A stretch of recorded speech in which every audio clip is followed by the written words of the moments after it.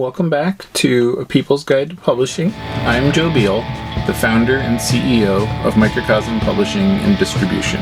I'm also the author of A People's Guide to Publishing, which distills what I've learned from selling millions of books over the past 25 years. I'm Ellie Blue. I'm the editorial and marketing director here at Microcosm. We are an independent mid-list publisher based in Portland, Oregon. We have 14 employees, over 650 titles in print with 20 to 40 new books per year, and we distribute thousands of titles from other publishers. We started this podcast so that we can share what we've learned with newer publishers so that you can learn from our mistakes. Or perhaps you just want to better understand the publishing industry. This week, we are going to talk about our most controversial episode ever. Selling out.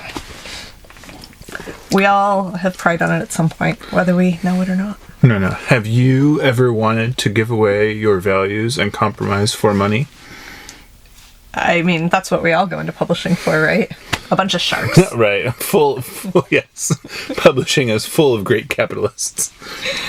So, do you want to talk about the dinosaurs? Well, once upon a time,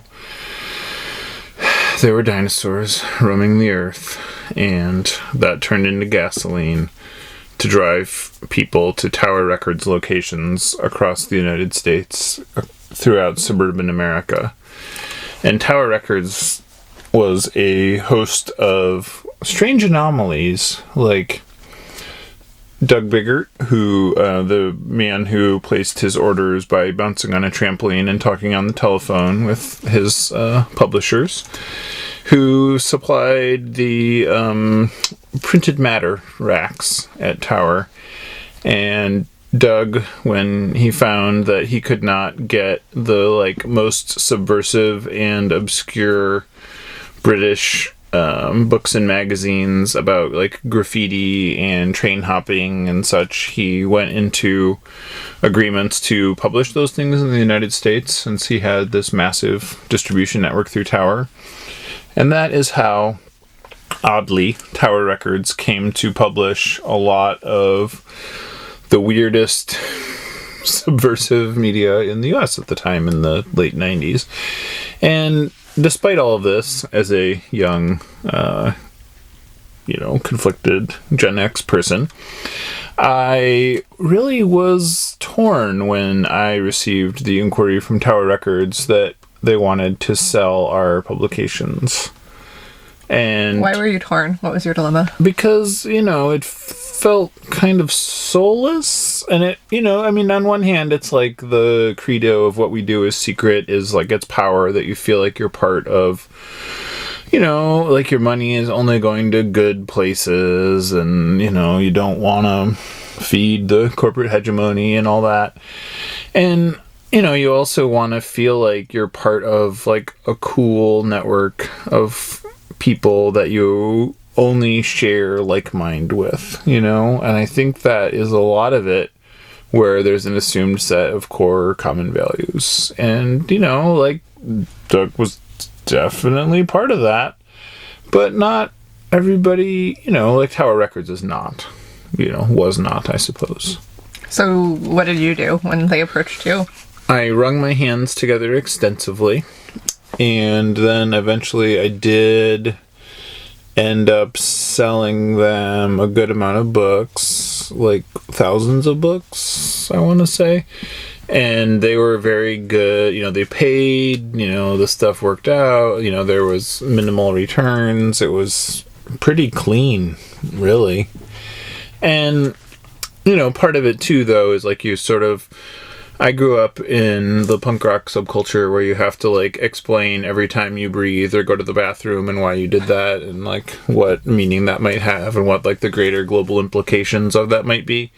So, I just made the very simple, these were the conflicts and considerations, and ultimately it seemed more important to reach the disaffected youth of suburban America through Tower Records, And we got unanimously positive feedback to that. Every single person was like, thank you so much. I found so much weird shit that guided me through life at a Tower Records when I was a young person, which had not been my experience because I did not have such a thing. But I understood like maybe some parallels or whatever. And people just generally felt good about our stuff being available there. And as we have grown up as publishers, I say we, but I wasn't around for most of this, but in the publishing world we exist in now, I find that, like, the dilemma of whether or not to sell at Tower Records is actually rather quaint, because some of the people that we need to do business with just to, like, get our books into independent bookstores, for instance, are, like, kind of evil.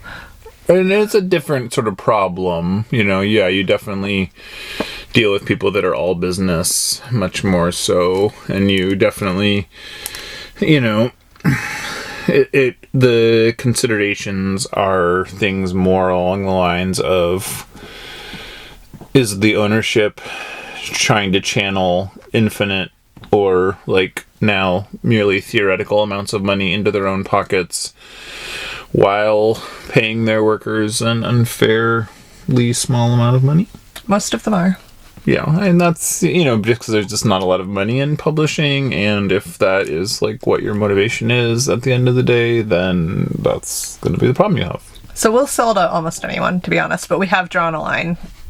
Yeah, that's true. We will not sell to Amazon, because they are by far the least ethical of maybe businesses in publishing.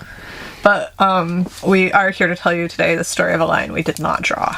Though we might have drawn it back in like 2006, but here in 2020, we sure stepped over this line. Wherein we found my Mary, who grew up in Cleveland, and she sent me a message one day that she was like, "I find it weird that you can buy your books at Tower Records," and I was like, "Do you mean?" I'm sorry, at Urban Outfitters, and I was like, "No, you can't." This was in 2006, right? Well, yeah, like, what are you talking about? And then I looked on their website, and sure enough, there our books were, and, that was a weird moment, because, that's just, like, a store that I find no cultural, I find nothing positive. Like, I don't go there and find things I like. I go there and the disaffected suburban teens, though. Yeah, right, and exactly, and that's, like, a good thing. Whereas, like, at Tower Records, like, I can find things that are, like, legitimately interesting in its heyday. Whereas, like, I go to Urban Outfitters and I'm like, why would people buy this? I do not understand it. So another place where you can find a lot of items that you don't understand, would never buy, and cannot comprehend in any way. Excellent segue. Is also somebody that, well, this place at least had the decency to contact us out of the blue, but they did it so badly that I did not think that it was a real message. Oh, right, it did read like a scam. Mm-hmm. And so they said something along the lines of, like, "You have been selected for Gwyneth Paltrow's Goop." And I was like, delete. And then I went back and I was like, wait, could it be? Is it legitimate? And, like, somehow 3 emails in, it became clear that they wanted to add one of our books to their holiday gift guide, and they were willing to buy copies and sell them themselves, and all we really had to do was, like, supply the books, and we were like, okay, especially when we found out what the book was, which is the last one I would have expected. The book they selected was The Post-Structuralist Vulva Coloring Book. It's our most academic title. For sure. A very nerdy and needle-nosed. And apparently a great fit with when the gift guide came out, it turns out that this is, like, the only item under $50 for sure. And most of the items are, like, in the thousands, if not tens of thousands of dollars. I did peruse several chairs that were more than $3,000, and that entertained me greatly. And you can, like, literally buy, like, another room for your house. Like, but it's called, like, a study pod, or I don't know. It's all marketing. Anyway, we, like... Can I make the joke that I'm going to store my lawnmower in the study pod? Ooh, yeah. I mean, I guess how many of them probably just end up getting used for that, right? They put all their, like, unused gym equipment in there. Ooh, man. But anyway, yes, so the result was kind of funny, because they like filled out all this paperwork, and normally when we fill out all that paperwork, it's like for a sale of hundreds or thousands of books, and they bought 50, and we were like, okay, fine. That's not terrible. That's not great. Yeah. But then, like, the media hits started rolling in, and because our book is hilarious and also one of the only things that a regular person could actually afford, it's mentioned in almost all the articles about the gift guide, which mostly are, by the way, making fun of it. The gift guide and our book. And Goop generally. Goop is like a pretty easy target because it really is like a very rich person's Playground. aspirational lifestyle brand for white women who are focused on wellness. Like it like there's some like problematic cultural appropriation stuff going on. There's like, it's not like it's like not really like a great fit with our own mission and values. We haven't made a big deal of it on social media. And that's mostly because it's not, that's not gonna, like, it's not something like we're proud of or not gonna go anywhere good, but it's not also something that we're, like, ashamed of. You know? It's not a secret. It's just, like, we don't feel the need to promote these, like, $5,000 chairs to our customers along with their... But if you want a $5,000 chair, we are gonna have a conversation about that decision, because I just need to understand this. Like, why? Yes. Is it a tax write-off? Could be. I guess if it's for your business. For your sailboat. If you've been too successful. And so, and this is kind of one of those things where, to me, this was like, I guess this is the difference that 18 years brings. It was a no-brainer for me. Mm-hmm. It was like one of those things where I was like, this is hilarious.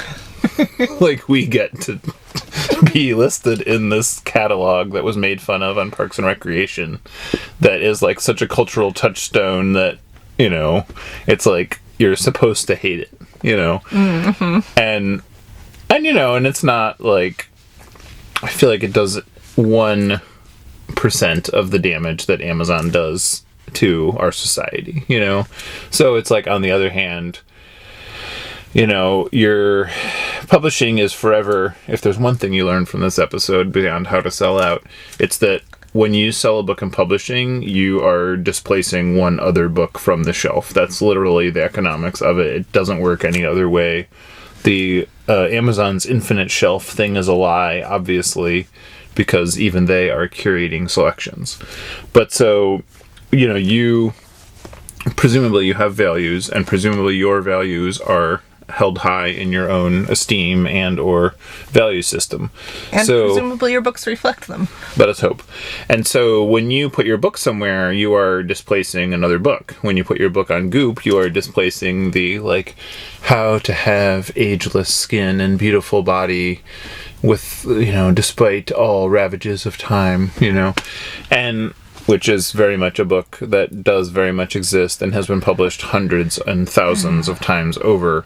And, at the end of the day, I would much rather the post-structuralist vulva coloring book be there than any one of those books.